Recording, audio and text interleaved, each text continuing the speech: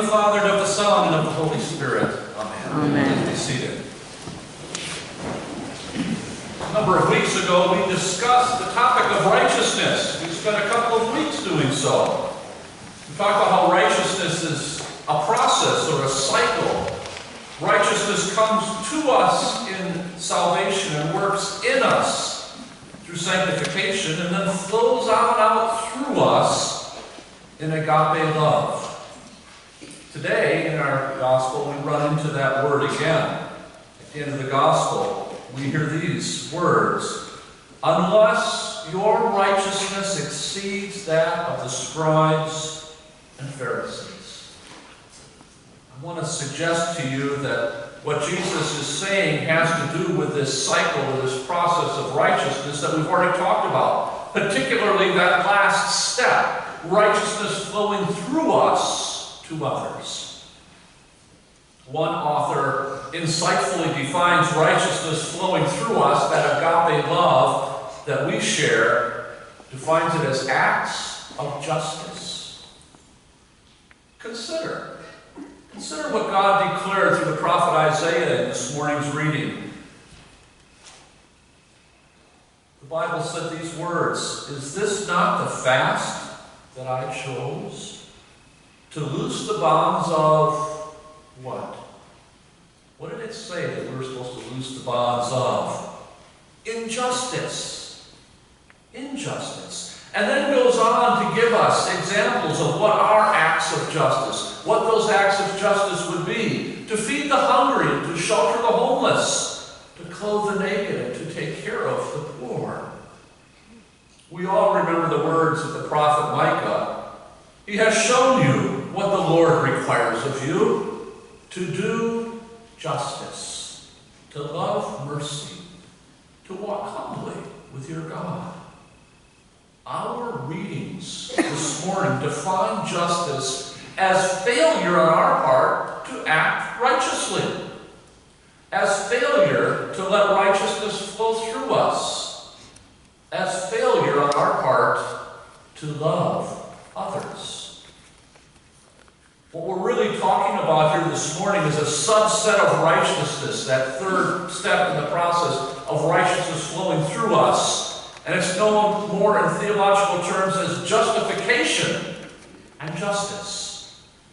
Timothy Keller discusses this in his book, Generous Justice. And it just so happens that at Faith Forum, from now through the end of Lent, we will be discussing that book. And this morning I want to borrow some thoughts from Timothy Keller and share them with you.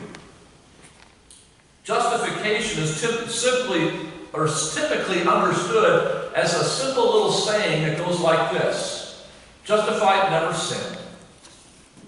To be justified is just as if I'd never sinned. So it's kind of a play on words. Justified, never sinned. That's what typically we understand justification to be. I'm justified before God. It's just as if I'd never sinned. But that's really an insufficient understanding of justification. Justification happens to us in the waters of baptism, in salvation. And before we go any further, it's important to realize that God is a just God.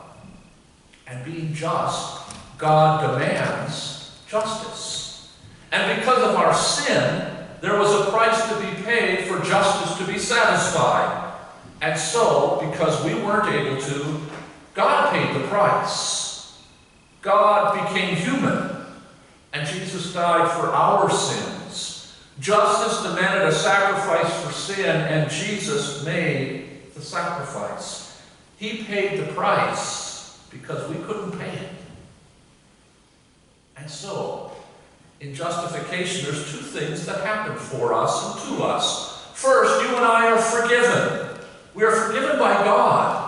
We were at one time in the prison of sin, prisoners to sin, and God forgives us. We can't earn that forgiveness. We don't deserve that forgiveness. It's a gift.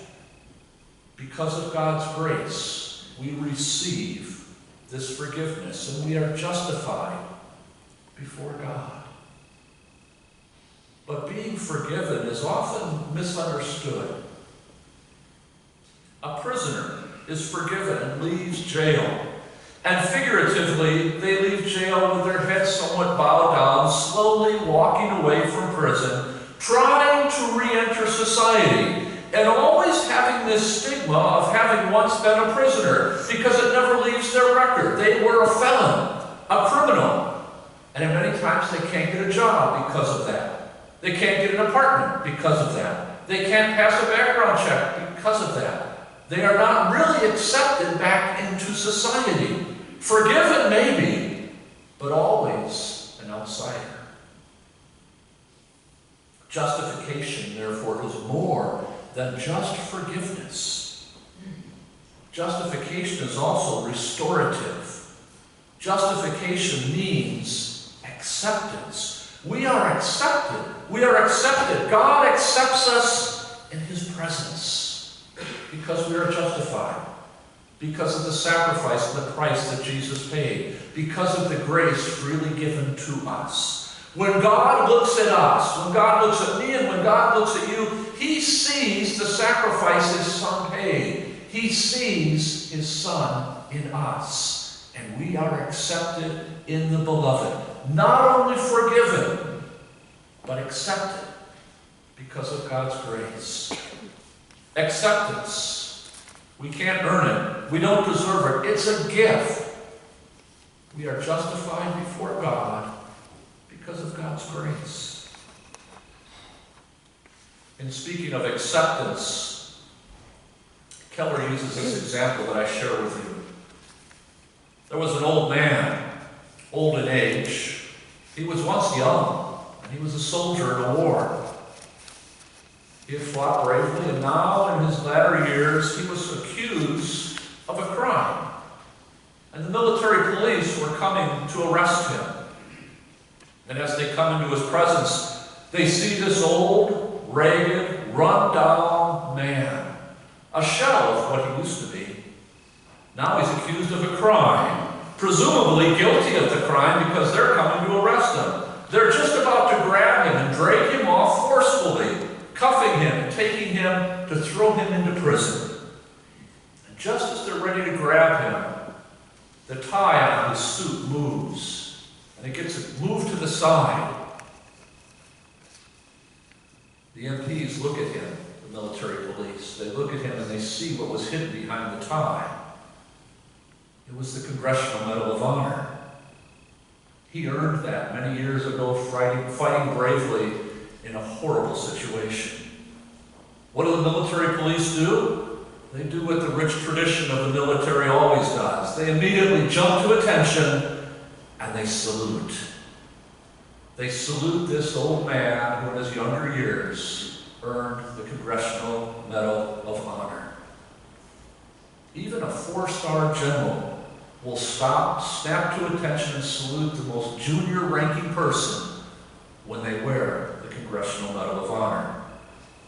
An old man, a medal, and a complete change in attitude on the part of all present as they see that medal.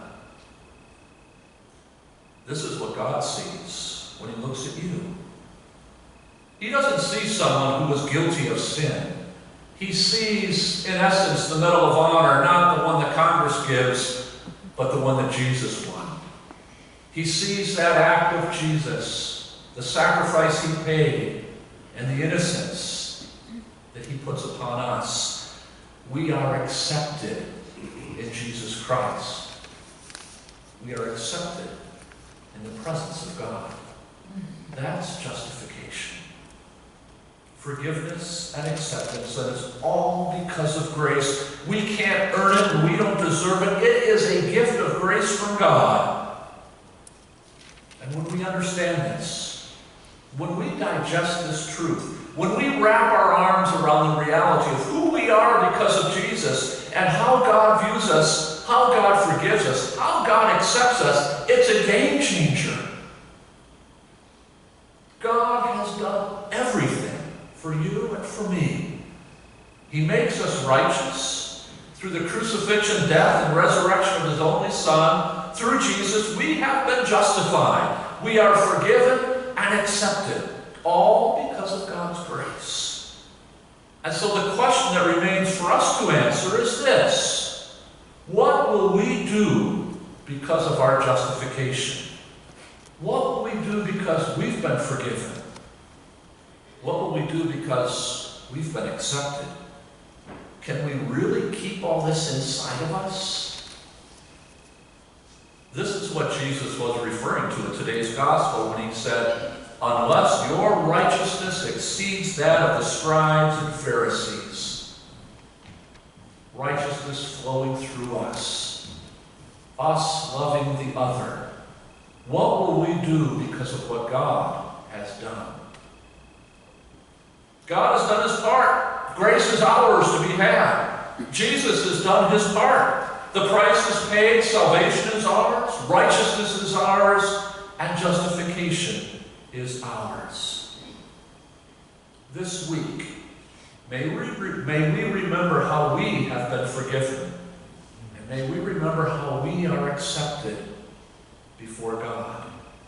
And may we consider this week what we will do because of what God has already done.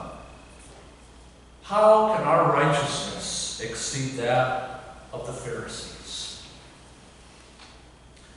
And we'll pick this up again next week. Amen.